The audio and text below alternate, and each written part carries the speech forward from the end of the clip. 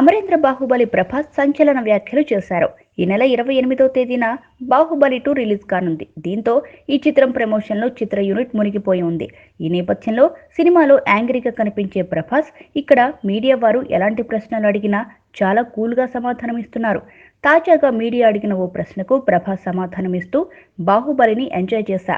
మళ్ళీ ఇలాంటి సినిమా ఎవరైనా చేద్దామంటే నా వల్ల కాదు. అది 1,00,000 కోట్ల సినిమా అని చెప్పినా చేయను. 4 ఏళ్ల తర్వాత అలాంటిదేమైనా ఆఫర్ వస్తే చేస్తారేమో అని ప్రభాస్ స్పష్టం చేశారు.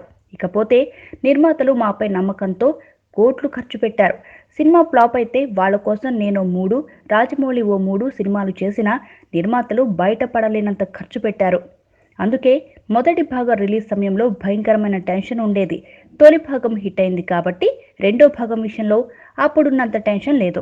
కాన్ఫిడెంట్గా ఉన్నామని ప్రభాస్ తెలిపారు. అలాగే ఈ చిత్రం కోసం రాజమౌళి ఎంత హార్డ్ వర్క్ చేశాడు, నేను ఎన్నేళ్లు టైం కేటాయించాను అనేవి పక్కన పెడితే లైఫ్లో మళ్ళీ సంపాదించుకోలేని డబ్బులను నిర్మాతలు ఖర్చు పెట్టారు. హిట్ అయితే సరిపోదు, హిట్ అయిన ఫ్లాప్ కిందే లెక్క. బ్లాక్ బస్టర్ అవ్వాలి, వేరే చాయిస్ లేదు. అప్పుడు నిర్మాతలు సేఫ్ అవుతారు అని ప్రభాస్ చెప్పుకొచ్చారు.